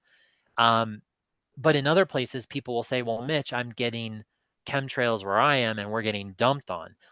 The reason is because they're creating a bubble and because the weather is an energetic process. It's not just simply like a warm front carries water over to you. I Right. mean, it gets really bizarre on a frequency So level. So that's kind of the last kind of point I want to bring up here and question you around is you're fully out there. I mean, you're not hiding, but you certainly seem to be doing work that is going to upset some dark minds, some dark forces, some dark people. Uh, have you seen any evidence of that? Or have you ever felt in danger? Have you ever felt like someone is watching or like? So I think as things get weirder and weirder, and I think that this is the twilight zone at this point. 6 years ago, I'd tell you like, oh, if are you afraid of anything? I'd be like, well, I've had some weird instances, and if people want, they can go to YouTube and just type in Cloudbuster or Chembuster and black helicopters. Mhm. This is a weird anomaly that happens with people.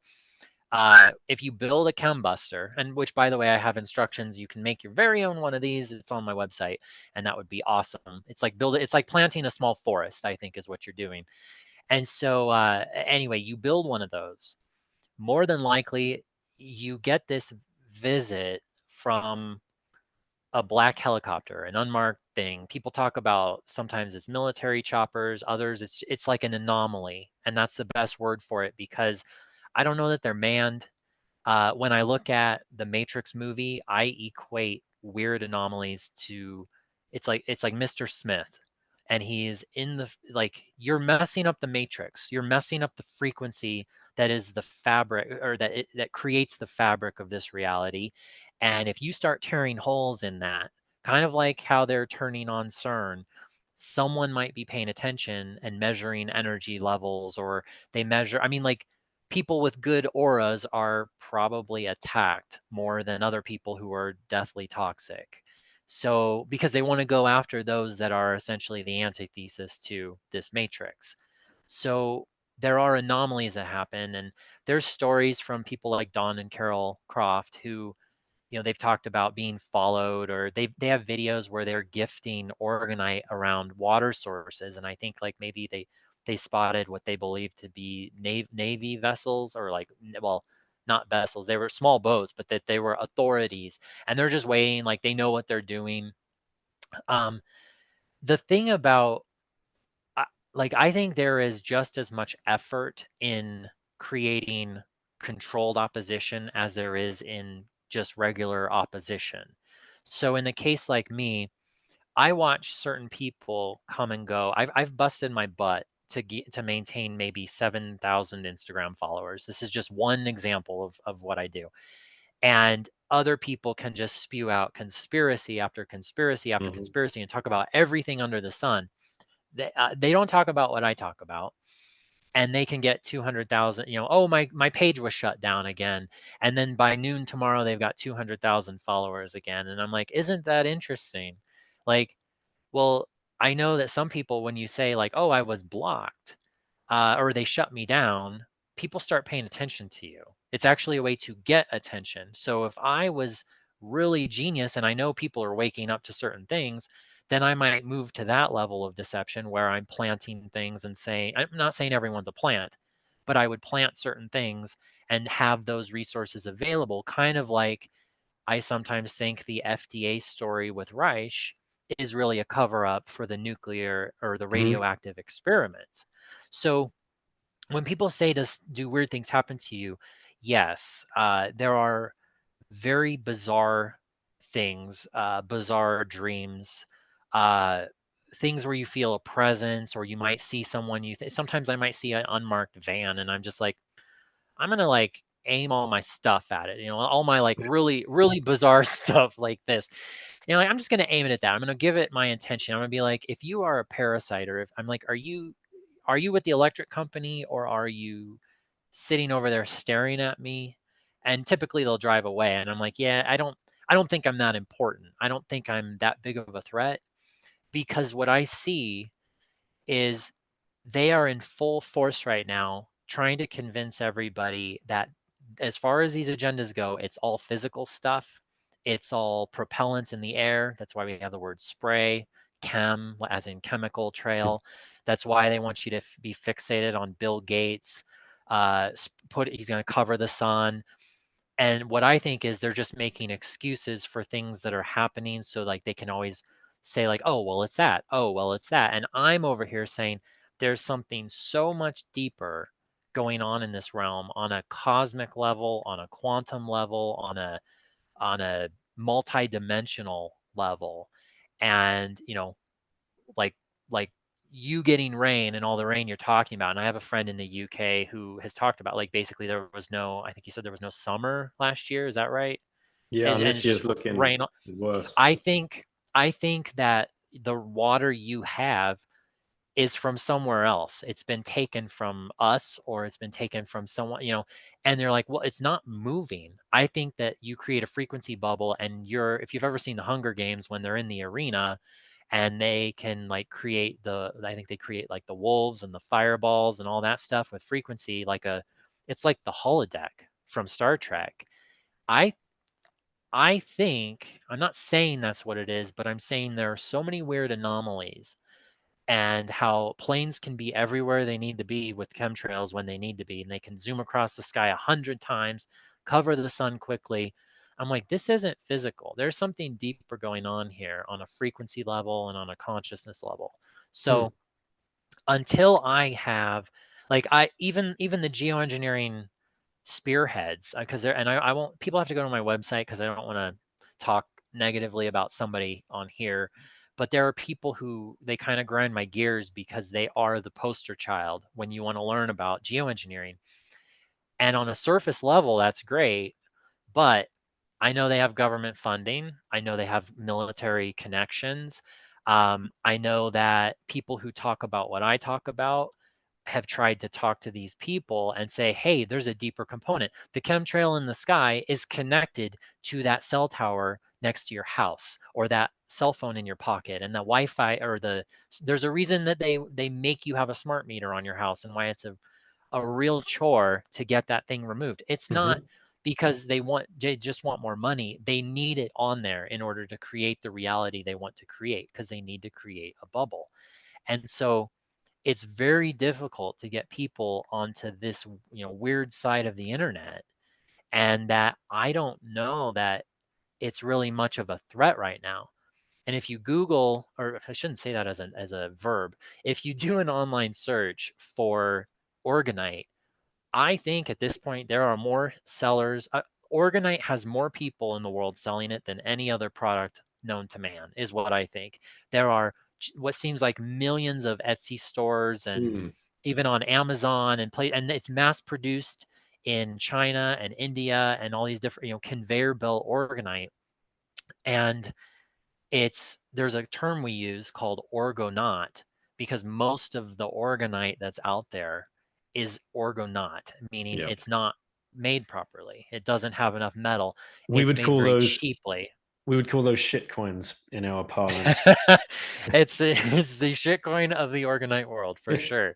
So it's like, but those things are made very prominent. I mean, I guarantee, like, so George, he's gifting Yeah. around Africa, and he's Mhm. one of the people who got me into this. I mean, like, I tell people all the time, especially international, like, I think he even ships some stuff out of Europe. So, like, for Europeans, I would suggest, like, it's a fortune to ship from the United States to Europe, or really the United States to anywhere.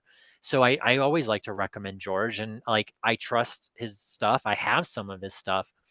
And I also know, like, I encourage people, if you're going to buy some Orgonite, please consider purchasing it from someone. I mean, I'm trying, of course I sell it myself, but purchase from someone who's using it to gift the planet, to for the collective betterment, who's busting towers. And I've watched many of George's demonstrations over the years, and watched the things that have happened in Africa since 2002 when he started. And he's got a whole team of trustworthy folks helping him out too. So, like, to be able to see that, it's like you should be supporting those people. But there are, for every one of George or me, or and again, there are plenty more people, but there are just millions of people just selling paperweight trinkets and doodads that aren't going to do anything. They're pretty, they're very pretty, but also it's sort of like, COVID is one of the most financially beneficial things that happened to a lot of people. As much as we want to pretend like, oh, the world ended, and it's like, you're famous and you're rich and whatever. It's like, really, so people have made they've cashed in on a cash cow, or it can be a cash cow. Properly made Orgonite that's heavy and dense, and made with high quality materials, is not cheap to make. This is not cheap at all. And people, if they follow me long enough, they'll know, because I bitch about it, that it gets expensive. I call myself the Orgone Donor because it was a Yes. play on the word organ donor. Yep. But it was that I wanted to. It doesn't mean I can't afford to give it to every human on Earth. I actually fund the work I do, the experiments I do. It's all funded by, if you bought something from my shop, thank you, because you're helping me to do all of this stuff to create a bigger picture in the southwestern United States, and then show some receipts to other people to get them involved. And just, it's like you're helping me cause the chain reaction that I'm trying to cause. So, Mitch, if just one person is inspired to go out and start gifting their community, then we've achieved yeah, what we set out to achieve with this conversation, and I hope yeah, the same with George's conversation as well. To go out there and just pick up a book about Orgone Energy, and go and learn mhm, about Wilhelm Reich. And I know that the Bitcoiners that listen to this, they are a curious bunch of people, and give it 5 years, and they're going to be more than wealthy enough to help yeah, support this, and create a yeah, movement here, and take our energy back. I don't know what to call it. It's and it's such a simple fix. Like, mhm, just what what's the downside of trying it? What's the downside of mhm, ordering 10 of these, whether it's from your site if you're in the US, or from George's site if you're in Europe, or from the other site in the UK? Order 10, put them around your mhm. house, and then put them around your garden, and then put them around your community, and then, it will slowly grow, and the results will speak for themselves. And yeah, I'm here to say Yeah, I'm seeing the results. And as woo woo as it sounds, and people who mhm, know me probably find this strange for me to talk about, but I've had lots of esoteric stuff on the podcast before. And once you've been down one rabbit hole, you can't stop going down the rest of them. So I would say a yeah. good place to go ahead. Well, I would want to say, like, I would encourage people to approach it how I did, because when I first heard of this, I thought it was dumb. Hmm. And I have, like, I have one of those personalities that I'm like, if I want to prove a point, like, I will not stop. And, like, I've just told people now over the years, like, I set out to prove this wrong, and I have been nothing but pleasantly surprised Mhm. of the opposite. So someone asked me recently if I had confirmation bias, and I thought, well, it's possible. Now, if I'm like, Orgonite fixes the world, and then I'm like, I'm gonna start gifting. It's like, well, you might be feeding yourself confirmation bias, but I specifically approached it of, this isn't gonna do anything, nothing's gonna happen. And I'm of the mindset that the more you learn, the less you know. So I might not have definitive answers to some of the things we talked about today, because I'm saying there is such an anomaly about things that the more we've learned, and I'm sure George would agree, like, the more we learn about this, it's like we still have so far to go. And it's like, we know there's this promising thing and there's this encouragement. It's like we keep going. And that's what, so I would encourage people, like, try to maybe approach it from that angle where you're like, well, so he said, I could expect this or this or this. It's like, go prove it wrong and just go keep trying to prove it wrong and allow yourself to be wrong in the process and see how that sort of changes, the world around you. The So downside is you have a couple of funny looking ice hockey puck type things hanging yeah, in the house. The upside is you have no idea. Like, you have no idea like the positive effects this could have on your health, on yeah. your children's health, especially because, It, for those with kids, we're surrounding them with like this negative EMF stuff the whole time. Even these Bluetooth mm, earphones, like they drive me freaking crazy. So I've got one in each of the kids' bedrooms, and like there's yeah. less screaming and shouting. It will definitely, if you're like me, um, it was easy to test this stuff in Chicago because you're just stacked on top of each other, and there's just millions of devices all over the place, EMF devices. Here in the desert, those types of places are perched on mountaintops, or you have to go into the bigger cities. I live in a small retirement community outside of Sedona, where the old people here, they don't want any of that, at least for right now, they don't want that stuff. And there's one cell tower in the community, and I have a meter, and I go around and I do little consultations for people just to see what their bubble is like and what they might want to do. But Is it just a it's normal if meter anyone can buy from Amazon? Is there anything like people should know if they want to um test the the? one I use the most is called an acousticom. It used to be called Acoustimeter 2 or Acousticom 2, the Mhm. number 2, or yeah, the number 2. Um, yeah, so I mean, there's a million kind, but I mean, you just want to see like what types of artificial frequencies are around, because a lot of people question their meters and find out they actually don't have a smart meter, which is great. Um, Fewer people have them, I think, than realize. But what I wanted to say was, if you want to kind of approach it how I did, uh, if you have, say, a mountaintop, a hilltop, whatever, let's say you find a giant array of towers, I would suggest you go up there near those as close as you can get safely and respectfully. I'm not encouraging any, certain types of behavior, because you don't need to play James Bond in the middle of the night. But go up to those towers or those big sources and have something like the kaboom, a pyramid like this, or put a bunch of those things around. Or if you can safely, if you know people who live by towers, put them in the ground around their property.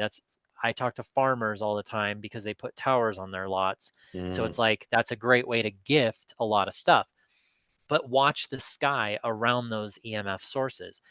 There's one I wanted to point out for you, for any of your listeners on that side of the pond, that there is I'll tread lightly here. If you live in the UK, and well, look up a term called echelon, uh, ECHELON, echelon. Uh, Basically, I would just call it like a research facility. Here in the United States, we have something I rag on called, we call them golf ball towers, but the Mm. proper term, some people call them Doppler radar and some people call them NEXRAD, which stands for Next Generation Radar Technology. They are, in my opinion, they are the strongest weather makers on planet Earth. Hmm. And they're not predicting the weather. I mean, they are predicting the weather because they are controlling the weather, Right. and they are the hurricane makers and whatnot. But if you look up that word I just said for the UK, I would suggest to anybody who lives anywhere within 100 miles of that place, get a cloudbuster if you can, or build one. Go to my website and build one. Go to your hardware store, get your copper, get your resin, get your metals, um, and build like a traditional 6-shooter Dawn-Croft style chembuster, and get some earth pipes to put in the ground.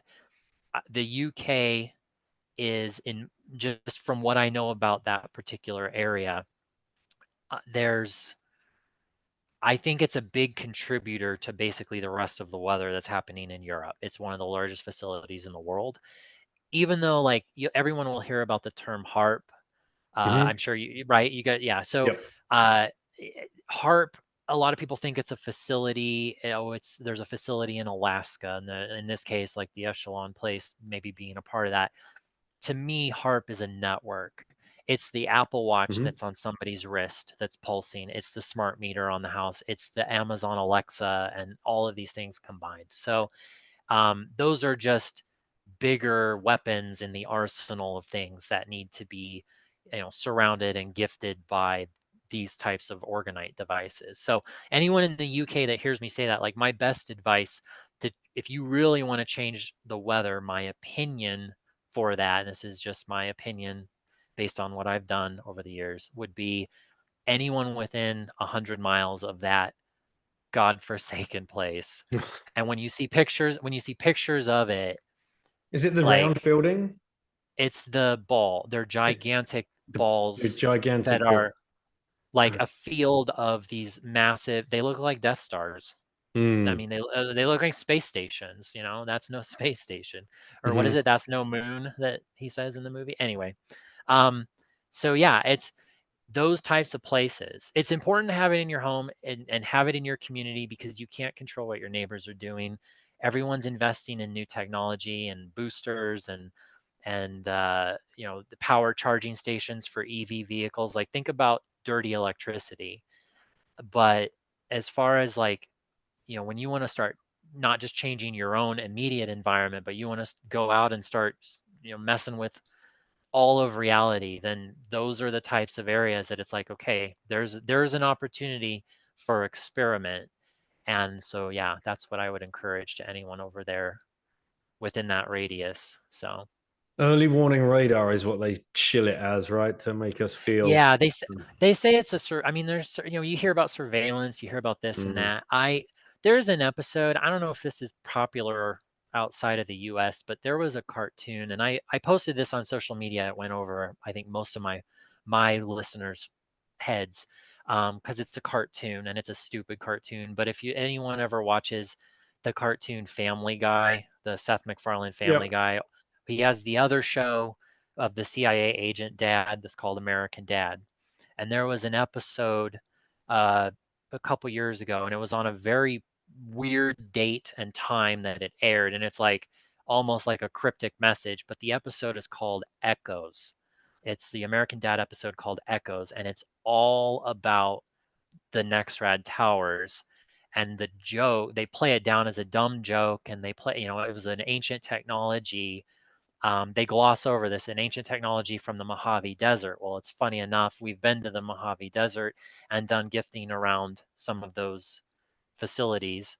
But it's when you watch what the episode is about and how they trivialize this concept about telling the future, some real dark energy and stuff like that. It's just one of those things where like they use a cartoon to tell you some truth and Right. hope that you write it off as just cheeky entertainment and fart Like The jokes. And Simpsons, so predicting it. exactly. Yeah. Exactly. Okay. But yeah, Echelon is as soon Men, as I saw what that right. For anybody was. that wants to know, RAF, of course, RAF Menwith Hill. It's near Harrogate in North Yorkshire. So anybody in the UK in that area, get yourself some Orgonite Yeah. and Gift you, some yeah, gift your home and gift your property and gift your gift your friends and gift your friends all and that. family, gift your people, and take back your frequency. Mitch, we'll have to wrap it up. It's 2 Yeah. hours. It's flown by. We'll have you back on maybe beginning of next year or something, and I'll let you know what's been going on this side of town because Yeah. we're gonna start gifting. It's at the very least a fun thing to do. I'm gonna get out there and try and bust some towers and just see what happens. Just, it's you got to experiment. I've got one in the Yeah. swimming pool actually where we live just to see if I don't know what difference that's going to make. It's a saltwater pool, so it must be pulsing some real nice Yeah. positive. Water's a conductor. So yeah, it all is connected. All that electroculture, the Orgonite, water sources, all of it. So yeah. Love it. Well, Use it to your advantage. and if people that they're going to come, hopefully check out your website. I'll have the links there. It's the orgonedonor.com, and your shop is up there, so people can buy the packs if they want. I guess I should ask, if anybody is listening, if they email you, do you accept Bitcoin? Would you rather not say? It's not something you've looked at. We didn't even touch on I've it. I might need someone that knows more about that arena to set up. I think I have a wallet somewhere out there that Mhm. I would consider anything. I mean, like if anyone wants to show any kind of support, Mhm. I would never tell them no, because it's pretty rare that it happens. So So hopefully a I would pleb say out just there is yeah. listening from Arizona, Yeah. and And people are surprised too when they email me, like they think there's this team or this staff or whatever. It's like, no, it's one-on-one, and I tend to know most people I communicate with name on a first name basis. Like you'd be talking to me directly. So yeah, reach out, send me an email if you want to talk about something else, if you have questions about whatever. It's like we skim the surface on Mhm. 8 years of anomalies that I've experienced. So I'm That's why yeah, we'll have to do another round. And yeah. once I've gauged the feedback of this one, and see where people are getting interested and where they want to take it, it would be great to be back in touch. But we'll stay in touch Yeah. anyway. I really appreciate you coming on, and I Thanks. wish you the rest of your have a great day. And yeah, I'll be in touch again soon. All right, awesome. Thanks so much.